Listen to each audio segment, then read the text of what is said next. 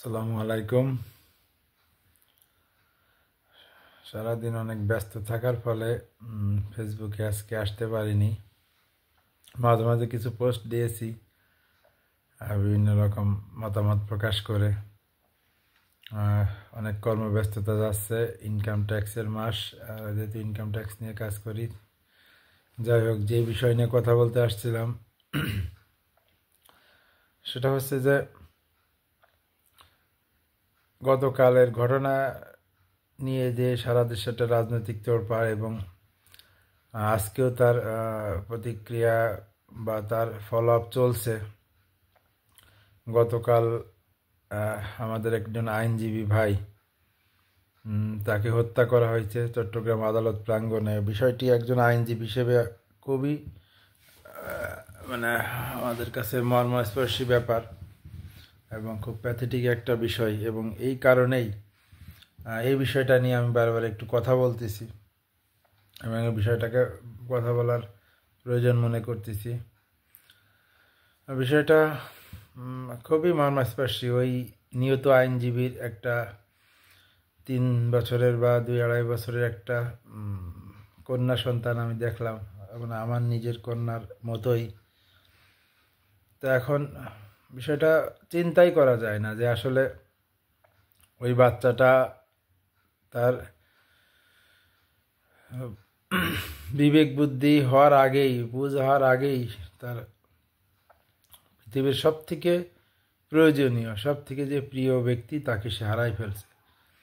এবং কেন হারাইছে, একটা অ্যাক্সিডেন্টলি হারালেও আমরা তার জন্য অনেক দুঃখ, কষ্ট এবং পরিতাপের শেষ থাকে না। আর যেখানে অ্যাক্সিডেন্টলি না হয়ে একটা পরিকল্পিত বা একটা নৃশংস হত্যার মতো ঘটনা ঘটে, তখন সেটাকে আসলেই মেনে নেওয়াটা খুব মুশকিল। আমি আমার নিজের কথা বলি, আমি একজন আইনজীবী। আমি হয়তো আদালত চত্বরে আছি, আদালত চত্বরে একটা যে কোনো রকমের কেওয়াস সৃষ্টি হলো, আমি হয়তো সে তার মাঝে পড়ে গেলাম, এবং আমাকে যদি তাকে কেউ কুপিয়ে হত্যা করে, তাহলে বিষয়টা আসলে কোন পর্যায়ে চলে যায়। এটা ভাবতে গেলেই আমি হয়তো মারা যাব, কিন্তু আমার যেই বাচ্চা সন্তানরা আছে, আমার পরিবার, স্ত্রী, আমার মা বাবা, তাদের বিষয়টা কেমন দাঁড়ায়। তো আসলে এই বিষয়টা নিয়েই এই জন্য বারে বারে কথা বলতেছি। ফেসবুকে সবাই খুব সরগরম। আমার কিছু কিছু স্ট্যাটাসে অনেকে আবার মনে ক্ষুণ্ণ হচ্ছে যে আমি কিছু কথা কারো হয়তো পক্ষে যাচ্ছে না। মানে আমার কথাটা কিছুটা, আমি একটু শান্তিপ্রিয় কথা বলে থাকি, সামঞ্জস্য কথা, মানে আমার কাছে যেটা সঠিক মনে হয় আমি সেটাই বলে থাকি। কিন্তু তারপরেও সেটা হয়তো অনেকের সেটা পছন্দ না, সেই কারণে তারা নানা রকম আলোচনা সমালোচনা, এবং একটু ব্যাপক আকারে আজকে সমালোচনা হয়েছে যে আমি কেন চিন্ময় দাসকে এখন গ্রেপ্তার করা হলো এই বিষয়টা নিয়ে। আমি কালকেও এই বিষয় নিয়ে খোলাসা করে বলছি, আজকেও যেহেতু অনেকে প্রতিক্রিয়া দেখাইছেন, তার প্রেক্ষিতে বলতে চাই। বিষয়টা হচ্ছে যে এই মুহূর্তে আমি বলেছি যে এই মুহূর্তে তো প্রয়োজন ছিল না। সে রাষ্ট্রদ্রোহী কাজ করছে বা করতেছে, এটা গোয়েন্দা সংস্থার নজরে আসছে, বা তার নামে একটা মামলা হয়েছে, সেই মামলার প্রেক্ষিতে নাকি তাকে গ্রেপ্তার করা হয়েছে। তো এখন এটা তো স্পষ্ট বোঝা যায় যে গত কয়েক মাসরা এই ব্যক্তি বিভিন্ন ধর্মীয় প্রোগ্রামে অংশগ্রহণ করছে, সে একটা জনপ্রিয় ব্যক্তি। আবার বিষয়টা একটু ঘোলাসাও আছে। এই নভেম্বর মাসে প্রথম দিকে তাকে নাকি তাকে যেই সংস্থার সাথে জড়িত বলা হচ্ছে, সেই সংস্থা থেকে নাকি বহিষ্কার করা হয়েছে। ইসকন থেকে তাকে এই সব মাসের প্রথম সপ্তাহের দিকেই বহিষ্কার করা হয়েছে।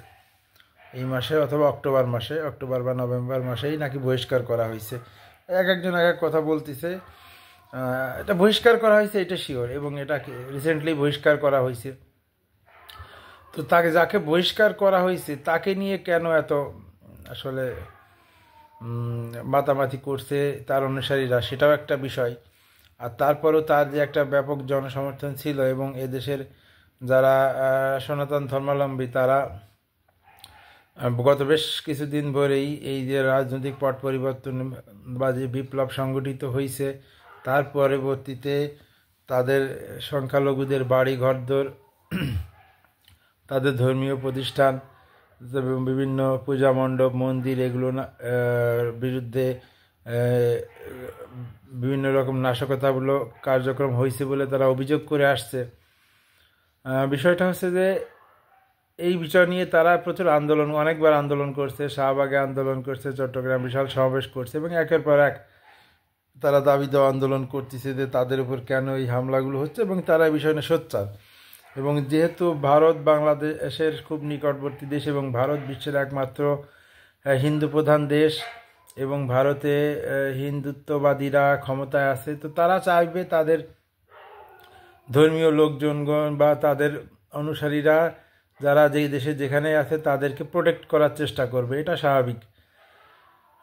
কিন্তু এই বিষয়টা নিয়ে এমন একটা ঘোলা জল সৃষ্টি হয়েছে, সেটা হচ্ছে যে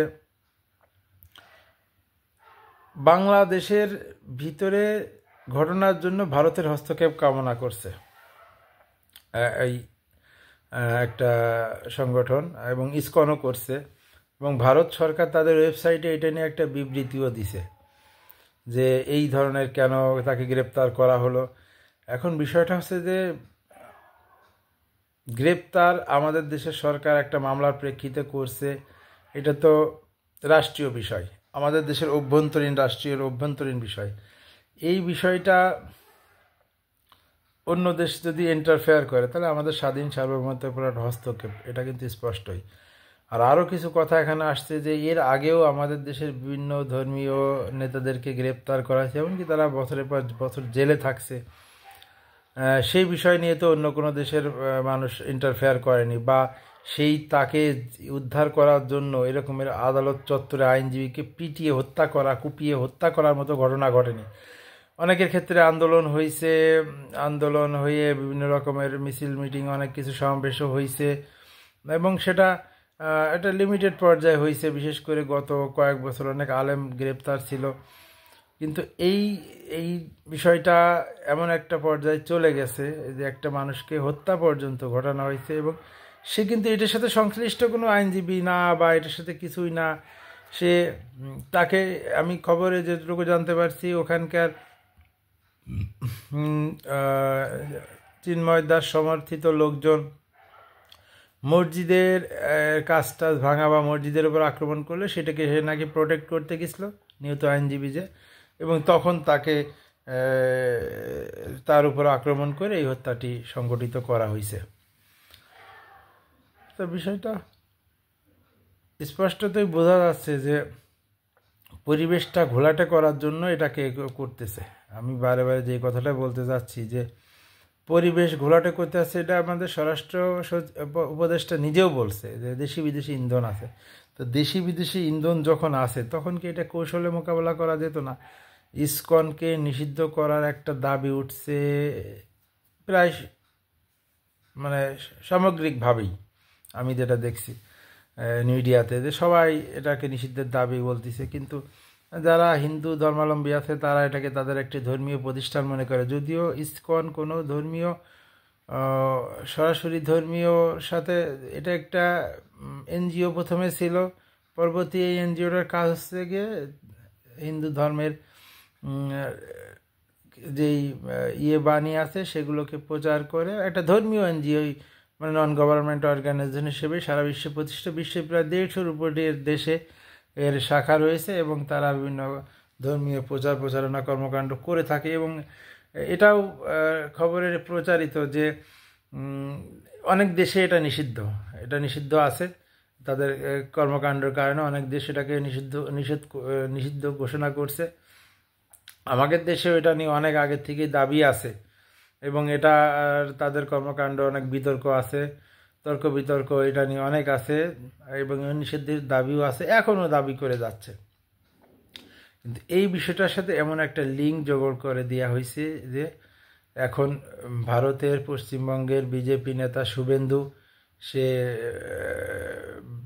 ভারতের বাংলাদেশের যে বন্দর যেখানে আমদানি রপ্তানি হয় সেগুলো ঘেরাও করা, বাংলাদেশের মানুষ ওই দেশে যাইতে নিষেধ করা, চিকিৎসা নিতে লাহোর, ইসলামাবাদ, পাঞ্জাব, মানে পাকিস্তানে যাইতে বলতেছে। কারণ আমাদের দেশ থেকে অনেক লোক ভারতে চিকিৎসার জন্য যায়। আসলে চিকিৎসার জন্য যায় এটা তো একটা, মানে যারা যায় তারা তো রাজনীতির সাথে সম্পৃক্তযুক্ত না, তাদের প্রয়োজনের তাগিদে যায় এবং নিজস্ব টাকা খরচ করে ওখানে টাকা দিয়ে চিকিৎসা করতে যায়, বিনা পয়সায় যায় না। আর তাদের এখান থেকে অনেক বৈদেশিক মুদ্রা অর্জিতও হয়। তো যাই হোক, তারপরেও তারা সেটা নিষেধ করতেছে বা তাদেরকে বাধা প্রদান করতেছে এবং আমদানি রপ্তানি সহ পণ্য আমদানি রপ্তানির একটা বাধা প্রদানের প্রক্রিয়া তারা শুরু করছে। তাদের দাবি যে এখানে আমরা রাষ্ট্রীয়ভাবে ভারতের বিরুদ্ধে প্রপাগণ্ডা চালাচ্ছে এবং রাষ্ট্রীয়ভাবে হিন্দু নিধনের বা এদেশের জনগণ হিন্দু বিদ্বেষী, হিন্দু নিধন, হিন্দু মন্দির। কিন্তু বিষয়টা হচ্ছে যে গত পট পরিবর্তনের পরে, জুলাই আগস্টের পট পরিবর্তনের পরে এদেশের অনেক মাদ্রাসা ছাত্র, অনেক ইসলামী সংগঠনই কিন্তু তাদের মন্দির পাহারা দেওয়া, তারপরে পূজা মণ্ডপ পাহারা দেওয়া, তাদের ঘরবাড়ি প্রতিষ্ঠান পাহারা দিছে। আর কিছু ঘটনা ঘটছে যেটা যেটা ঘটনা তদন্ত শেষে আমি আন্তর্জাতিক মিডিয়াগুলো এবং অন্যান্য মিডিয়াগুলো পর্যালোচনা করে দেখছি, সেই ঘটনাগুলো ঘটছে রাজনৈতিক কারণে, ধর্মীয় কারণে কাউকে কোনো কারণ হয় রাজনৈতিক কারণেই। সেটা যতজন হিন্দুদের ঘটছে তার থেকে 80-90% মুসলমানদের বিরুদ্ধেও ঘটছে। সকল ঘটনা নিন্দনীয়, কিন্তু তারা যে প্রপাগণ্ডাটা চালাচ্ছে যে ধর্মীয় কারণে তাদের প্রতিষ্ঠান আক্রমণ করা হয়েছে, পূজা মণ্ডপ হওয়া, মূর্তি বা তাদের বাড়িঘর বা ব্যবসা প্রতিষ্ঠান, বিষয়টা কিন্তু এমন হয়নি, হয়েছে রাজনৈতিক কারণে। এবং যতজন হিন্দুদের বাড়ি আক্রান্ত হয়েছে তার থেকে আরও শতগুণ মুসলিমদের ব্যবসায় প্রতিষ্ঠান, বাড়িঘরদোর বা তাদের লোকজন আক্রান্ত হয়েছে। তো সুতরাং এদের ধর্মীয় কারণে যে হয়েছে এটা কিন্তু স্পষ্ট প্রমাণিত যে ধর্মীয় কারণে কোনো ঘটনা ঘটেনি। তারপরেও একটা প্রপাগণ্ডা চালানো হচ্ছে যে এই দেশে হিন্দুদের প্রতি একটা নিধনের পরিকল্পনা চলছে। এটা কিন্তু আসলে সম্পূর্ণ একটা মিথ্যা প্রপাগণ্ডা। এবং আমরা তো এদেশের সবাই জানে এবং হিন্দুরাও সবাই জানে যে ধর্মীয় কারণে, শুধুমাত্র সে যে হিন্দু বা সে সনাতন ধর্মাবলম্বী সেই কারণে তার উপরে কোনো হয়নি, হয়েছে যে ঘটনাগুলো ঘটছে সেই ঘটনাগুলো ঘটছে রাজনৈতিক কারণে। কিন্তু সেটাও কাম্য নয়, এটা ঠিক যে রাজনৈতিক কারণেও কাম্য নয়, কিন্তু একটা লেবেল লাগানোর চেষ্টা করা হচ্ছে বা সবখানে যে এটা ধর্মীয় কারণে হচ্ছে। তো আশা করি এই বিষয়টা সবাই ক্লিয়ার, কিন্তু এইটা একটা ঘোলা জলে মাছ শিকারের মতো শিকার করা হচ্ছে। আর আমি যেই কথাটা বলতে যাচ্ছি যে তাকে যে গ্রেপ্তার করা হলো, তাহলে কেন পর্যাপ্ত নিরাপত্তা কেন দেওয়া হলো না? আদালতে নেওয়া হলো, তারপর তার জামিন নামঞ্জুর হয়ে জেল হাজতে যাবে। এইখানে এই বিষয়ে যদি যথেষ্ট নিরাপত্তা প্রদান না করা হয় তাহলে তাকে তাহলে গ্রেপ্তার করার দরকার ছিল না। আর যদি গ্রেপ্তার করছে তাহলে তাদের মাথায় অবশ্যই ছিল যে এটা নিয়ে একটা আইন শৃঙ্খলার অবনতি ঘটতে পারে। তো সেই আইন শৃঙ্খলার ঘটনা না ঘটে তার জন্য একটা পূর্ব ব্যবস্থা করা যেত। পূর্ব ব্যবস্থা নিয়েই, প্রিপারেশন নিয়েই তাহলে এই যে একটা একদম তরুণ একজন আইনজীবী এই অকাল পরিণত ঘটলো, এটা আসলে খুবই প্যাথেটিক। এবং আমার নিজের কাছে যে আমি একজন তার বয়সী একজন আইনজীবী, আজকে আমাকে যদি কেউ এরকমের একটা বিনা কারণে আমারকে করে বা আমার নিকটস্থ কাউকে করে বা যাকেই করুক, এটা আসলে একদমই মেনে নেওয়া যায় না, মেনে নেওয়ার মতো ঘটনা না। যারা এই পরিস্থিতিতে, অস্থিতিশীল পরিস্থিতিতে যারা চাচ্ছেন যে দেশের আইনশৃঙ্খলা পরিস্থিতিটা আরও অবনতি ঘটুক, তারা আসলে আমার মনে হয় না দেশের কোনো ভালো কিছু কাম্য করে।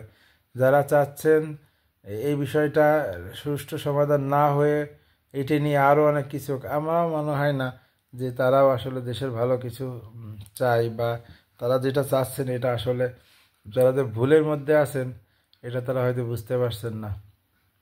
বিষয়টা আমাদেরকে আরও গভীরভাবে সরকারকে উপলব্ধি করা উচিত। সরকারের উপদেষ্টাদের প্রতিও একটা কথা, কিছু কিছু উপদেষ্টা মনে হয় তারা তাদের দায়িত্বের প্রতি সঠিকভাবে মানে নজর করতে পারছে না, ফাংশন করতে পারছে না। অনেক উপদেষ্টা তারা কথাই বলতেছেন না যে তারা কী করতেছে না, কথা বললে সমস্যা কি, কথা না বললেই বরং সবার মধ্যে একটা ভুল ধারণা। প্রথমে হয়তো কথা বলছিলেন কয়েকদিন, তারপরে সেই কথার প্রেক্ষিতে অনেক কথাবার্তা হয়ে গেছে, সেই প্রেক্ষিতে তারা হয়তো একটা সিদ্ধান্ত নিয়েছেন যে তারা মিডিয়ার সামনে অতটা আসবেন না। কিন্তু মিডিয়ার সামনে যদি না আসে বা কিন্তু তার ফল তো ভালো হচ্ছে না, তাদেরকে মিডিয়ার সামনে আসতে হবে, তাদেরকে সকল বিষয়গুলো ব্রিফ দিতে হবে যে তারা আসলে কি করতেছে, তাদের পরিকল্পনা কি, তারা কি করবে, বা যে ঘটনা ঘটছে তার প্রেক্ষিতে তারা কি সিদ্ধান্ত নিচ্ছে, কিভাবে তারা এটাকে মোকাবেলা করবে। তাহলে জনগণও আশ্বস্ত হয় বিষয়টা একটু। তারা একদমই মিডিয়া বিমুখ হয়ে যদি চুপচাপ থাকে তাহলে জনগণ আরও বেশি হতাশাগ্রস্ত হয়। দেশের আইন শৃঙ্খলা পরিস্থিতি আসলেই খুব অবনতির দিকে যাচ্ছে দিনকে দিন, এবং এই আইন শৃঙ্খলা পরিস্থিতি অবনতি ঘটতে ঘটতে একসময় আমি বারবারই বলি যে দেশে কিন্তু গৃহযুদ্ধ বলেন, সামরিক শাসন বলেন, জরুরি অবস্থা বলেন, বিভিন্ন কিছু ঘটতে পারে। এমনিতে দ্রব্যমূল্যে অনেক ঊর্ধ্বগতি, সেই ক্ষেত্রে অনেক এমন হয়ে যাবে যে পরবর্তীতে আসলে এখনও তো দ্রব্যমূল্য ঊর্ধ্বগতি হলে বাজারে কিছু জিনিস পাওয়া যাচ্ছে, পরে তাও পাওয়া যাবে না, একটা দুর্ভিক্ষের সৃষ্টি হয়ে যাবে। তো এইগুলো যাতে না হয় সেই জন্যই কিন্তু সকল পক্ষকে সবাই রাজনৈতিক ফায়দা লুটার চেষ্টা করতেছে। আসলে রাজনৈতিক ফায়দা নিয়ে কি, দেশই যদি না থাকে তো রাজনৈতিক ফায়দা নিয়ে আপনারা কি করবেন? সবাই মনে করতেছে এমন যদি হয় দাঁড়া আমিও পারবো না, তোরেও খাতি দেবো না, এরকম একটা কথা। তো সেরকমের চিন্তা ভাবনা করলে আসলে দেশ ও জাতির জন্য খুবই অমঙ্গলজনক, এবং দেশের ভবিষ্যৎ খুব খারাপের দিকে যাচ্ছে। যে সকল উপদেষ্টারা সঠিকভাবে ফাংশন করতে পারতেছেন না, প্রধান উপদেষ্টার উচিত তাদেরকে সেই সঠিকভাবে নির্দেশনা দেওয়া, না পারলে তাদের দপ্তর পরিবর্তন করা অথবা নতুন উপদেষ্টা নিয়োগ করা যেতে পারে, এবং তারা সঠিকভাবে তাদের ফাংশন করে যাতে তাদের কাজগুলো সেইভাবে কিন্তু চেষ্টা চালান। গত 3 বছরে অনেক উপদেষ্টারই কর্মকাণ্ডই ফাংশন করতেছে না বলে অনেক আলোচনা সমালোচনা হচ্ছে, কিন্তু তার ফল কিন্তু গত কয়েকদিন দেখা যাচ্ছে আসলেই যেই আলোচনা সমালোচনা হচ্ছিল সেটা অনেকাংশেই সঠিক। তারা পরিকল্পনাহীনভাবে একের পর এক সিদ্ধান্ত হয়তো নিয়ে যাচ্ছে, পরবর্তীতে সেগুলোকে তারা ট্যাকেল করতে পারতেছে না। তো এইটা মাথায় রেখেই আসলে আমার মনে হয় সকল কর্মকাণ্ড করা উচিত। আর কিছু লোক আছে যারা এখন মুখে কুলুপ আটছে, একজন আইনজীবী নিহত হলো, এই বিষয়ে তাদের কোনো কথা নেই। ফেসবুকে অনেকেই দেখছিলাম খুব অনেক কিছু বলতেছে, মানবাধিকার লঙ্ঘিত হচ্ছে, এই হচ্ছে সেই হচ্ছে। যেই একজন আইনজীবীকে পিটিয়ে হত্যা করালো তাদের আর তখন আর মানবাধিকার লঙ্ঘিত হওয়ার থাকলো না। তখন এই বিষয়ে তারা কুলুপ এঁটে এই বিভিন্ন রকম উল্টাপাল্টা নিউজ ফেসবুকে শেয়ার করতেছে, ইউটিউবে শেয়ার করতেছে। দেশের মানুষ আর এখন এত পাগল নাই, দেশের মানুষ সচেতন, সব কিছুই বুঝতে পারে। এগুলো উল্টাপাল্টা কথা বলে উল্টাপাল্টা জিনিস শেয়ার করে নিজেদেরকে আপনারা হাস্য রসে পরিণত করতেছেন, অথবা নিজেদেরকেই মানুষের সামনে বিবেক বুদ্ধিহীনভাবে উপস্থাপন করতেছেন। দেশের মানুষ এখন সচেতন, সবাই অন্তত বুঝতে পারে। হ্যাঁ, যারা 2-1জন কিছু মানুষ হয়তো বুঝে না, না বুঝেই লাফাচ্ছে, আপনারাও না বুঝেই হয় লাফাচ্ছেন, অথবা বুঝেও মানুষকে ভুল বোঝানোর চেষ্টা করতেছেন। এগুলো আসলে ঠিক হচ্ছে না, যেটা আপনারা নিজেরাও হয়তো বুঝছেন, না হলে ভবিষ্যতে বুঝবেন যে আপনারা কত বড় ভুল করছেন। দিন শেষে আমরা সবাই বাংলাদেশের নাগরিক, সবাই সুখে শান্তিতে ভালোবাসে একসাথে বসবাস করতে চাই, কিন্তু কিছু অনাকাঙ্ক্ষিত ঘটনা এমনভাবে ঘটানো হচ্ছে যেটার পরিণাম আসলে সত্যি অনেক খারাপ হয়ে যাবে, এবং ভবিষ্যতে দেশের জন্য খুব একটা খারাপ পরিণতির দিকে নিয়ে যাবে বলে আমার মনে হয়। তো আশা করি সবাই, আমি যা বলার বলছি, আমি শারীরিকভাবে অনেক অসুস্থ, অনেক পরিশ্রম যাচ্ছে, তারপরেও কথাগুলো বললাম। সবাইকে ধন্যবাদ। আগামীতে আরও হয়তো আসবে, কথা বলবো এ বিষয়ে। সবাই সুস্থ থাকবেন, ভালো থাকবেন, নিরাপদে থাকবেন, আর এই দেশের জন্য, দেশের মানুষের জন্য দোয়া কামনা করবেন যেন এই দেশের স্থিতিশীলতা ফিরে আসে, মানুষ যাতে শান্তিতে বসবাস করতে পারে, অন্তত সেই বিষয় নিয়ে সেইভাবেই কাজ করা উচিত। তো সবাইকে ধন্যবাদ। আসসালামু আলাইকুম রহমতুল্লাহ।